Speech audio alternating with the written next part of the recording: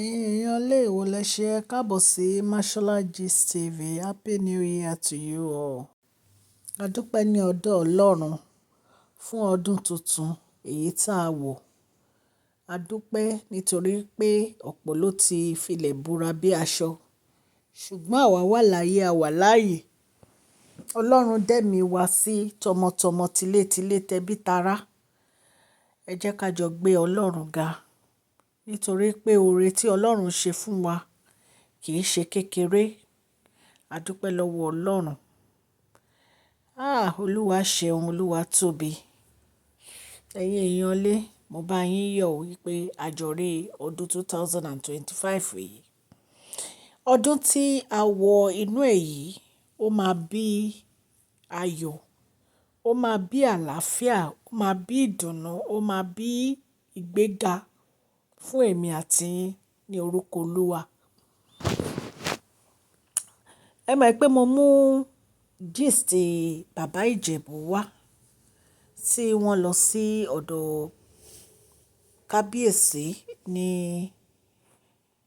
ilé Ifẹ̀ tí wọ́n lọ rí kábíyèsí. Wọ́n ní àwọn àti former president Olúṣẹ́gun Ọbásanjọ́. Ṣùgbọ́n nǹkan tá a gbọ́ ni pé bàbá Ìjẹ̀bú lọ rí Queen Naomi ní Agodi ní Ìbàdàn. Wọ́n ní condition tí wọ́n bá Queen Naomi, wọ́n ní wọ́n like ẹ̀. Wọ́n ní immediately dẹ̀ ni wọ́n ti pe kábíyèsí ni wọ́n ti jẹ́ kí kábíyèsí mọ̀ pé condition Queen Naomi ò dáa o. Health wise, pé ṣe ni wọ́n ń wò ojú kan for almost 30 minutes tí àwọn tí ń bá wọn sọ̀rọ̀ ìpọ́kàn ń wo ibì kan ṣáà ni. Pé ó dẹ̀ dàbí ìgbà tó yẹ pé blood pressure wọn ti high. Bàbá Ìjẹ̀bú ní inú àwọn ò dùn sí báwọn ṣe bá wọn. Ṣùgbọ́n èmi mọ̀ wípé ní agbára Ọlọ́run, Ọlọ́run á yọ wọ́n kúrò ní ibẹ̀ yẹn nítorí wípé on the 7th ni wọ́n ní kán appear ní High Court. Ọlọ́run á yọ àwọn àti Alhaji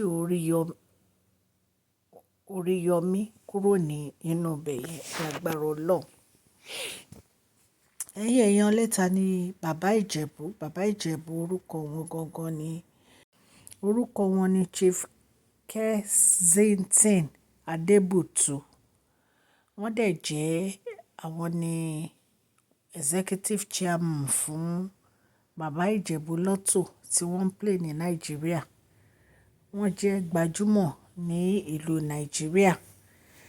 Ṣùgbọ́n wọ́n ní ìfẹ́ kábíyèsí gan. Bí àwọn àti kábíyèsí ti jọ wà tipẹ́. Wọ́n dẹ̀ fẹ́ kí Queen Naomi kí wọ́n tètè kúrò níbẹ̀ yẹn nítorí condition tí wọ́n bá wọn. Gbogbo Nàìjíríà ló fẹ́ kí Queen Naomi tètè kúrò níbẹ̀ yẹn. Kò sí ẹni tí ò fẹ́ kán tètè kúrò níbẹ̀, ṣùgbọ́n wọ́n ní àwọn òṣìṣẹ́, wọ́n ní wọ́n wà lọ́ludé. Ẹ̀yin náà mọ̀ pé èní ni New Year. Kò sí òṣìṣẹ́ tó máa wà ní ibi iṣẹ́ ní New Year. Especially àwọn tó jẹ́ pé wọ́n jẹ́ executive bíi George àbí àwọn tó jẹ́ pé wọ́n ń ṣiṣẹ́ ní court, wọn ní síbẹ̀. So ẹ̀yin èèyàn lé lágbára Ọlọ́run Queen Naomi máa jáde.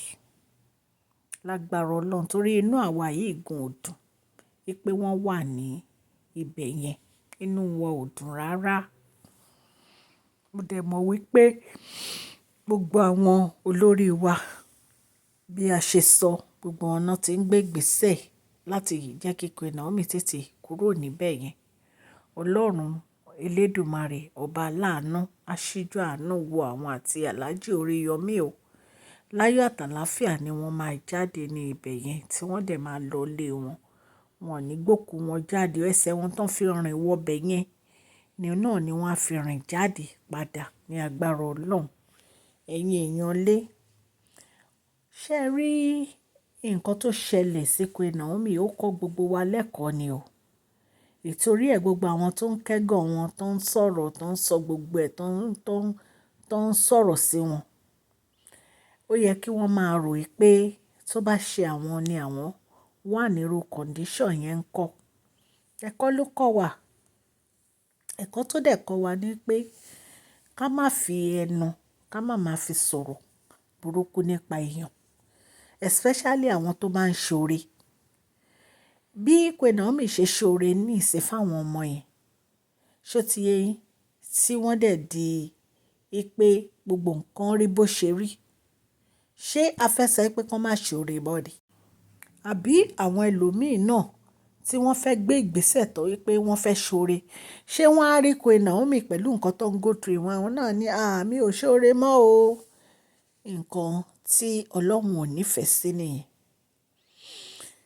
Oore téèyàn bá ń ṣe láyé, ó lè má jẹ́ ẹni yẹn gangan lọ́lọ́run máa san fún.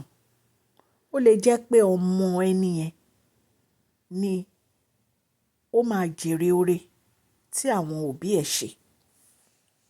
Bí Queen Naomi ṣe ń ṣoore yìí, because a gbọ́ láti pé láti 10 years, over 10 years náà ti ń gbé gbogbo àwọn children event yìí náà ti ń gbé kalẹ̀.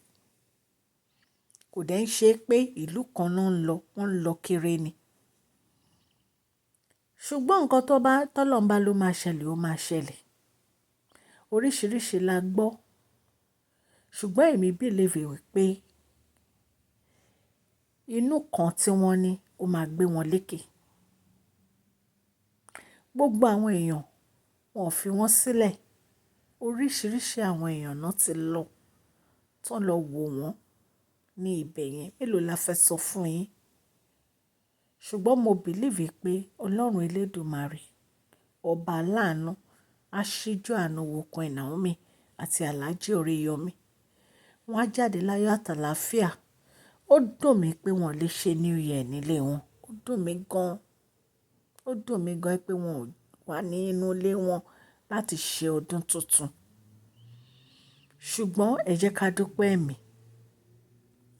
A dúpẹ́ lọ́wọ́ bàbá wa Kensington wípé wọ́n lọ rí Queen Naomi o. Ọlọ́run á dá ẹ̀mí bàbá wa sí o. Wọ́n á pẹ́ láyé ní agbára Ọlọ́run. Àwọn àti kábíyèsí sọ a lot. Wọ́n dẹ̀ ní ọ̀rọ̀ yẹn ó bá bàbá wa erin ńlá nínú jẹ́ nígbà tí wọ́n gbọ́ condition tí Queen Naomi wà. A lot láti ẹ̀tún gbọ́ gan, ṣùgbọ́n a máa mú wá ní after New Year fún yín. Gbogbo àwọn gist tá bá fẹ́ mú wá. Ọlọ́run á dúró ti Queen Naomi, Ọlọ́run á gbàdúrà wọn o. Láyọ̀ àtàlàáfíà ni wọ́n á kúrò ńbẹ̀ o. Mo wish wọn ní happy new year. Mo dẹ̀ wish Alhaji Oríyọmí ní happy new year. Ẹ máa fi ọkàn gbàdúrà fún Queen Naomi o. Wọ́n ní ìdádúrà wa o. Ọlọ́run á dẹ̀ gbàdúrà wa. A dúpẹ́ lọ́wọ́ gbogbo etí tó ń gbọ́ wa ò ní ilé lóko àti lẹ́yìn odi. Bí mo ṣe máa ń sọ allegedly ní gist yìí. Ọlọ́run Elédùmarè ọba láàánú á ṣàánú fún wa. Ọdún tuntun tá a wọ̀ yìí, ọdún 2025, á bí ọmọ rere nínú ayé wa. Ìgbéga, ayọ̀, ìdùnnú, àlàáfíà wọn ní fi ẹnikẹ́ni ṣàwátì nínú ọdún tuntun yìí. Ẹ̀yin èèyàn lé, mo dúpẹ́ lọ́wọ́ gbogbo ẹ̀yin new subscribers o. Mo wish yín ní happy new year. Àtẹ̀yin tẹ́ ṣe darapọ̀ mọ́ wa. Ọlọ́run Elédùmarè á wà pẹ̀lú gbogbo yín o.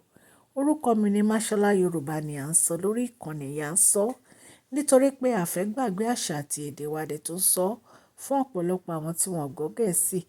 À ń sọ̀rọ̀ nípa celebrity gist, royal gist, politics àti gbogbo nǹkan tó ń ṣẹlẹ̀ ní agbègbè orílẹ̀-èdè bàbá wa ní ilẹ̀ Nàìjíríà. Ẹ jọ̀ọ́ ẹ má gbàgbé kẹ́ fún fídíò yìí ní thumbs up. Ẹ dẹ̀ má gbàgbé ẹ máa bá mi pray fún Queen Naomi àti Alhaji Oríyọmí. Ọlọ́run á nífẹ̀ẹ́ gbogbo yín o. Gbogbo ẹ̀yin tẹ́ ń ṣe ọjọ́ ìbí ní èní January 1st, 2025, mo wish yín ní happy birthday, long life and prosperity. Ẹ̀mí yín á ṣe púpọ̀ ọdún láyé. Àwọn ọmọ January, ẹ kú ọdún, ẹ kú ìyèdún. Please share this video, like and subscribe. God bless you all.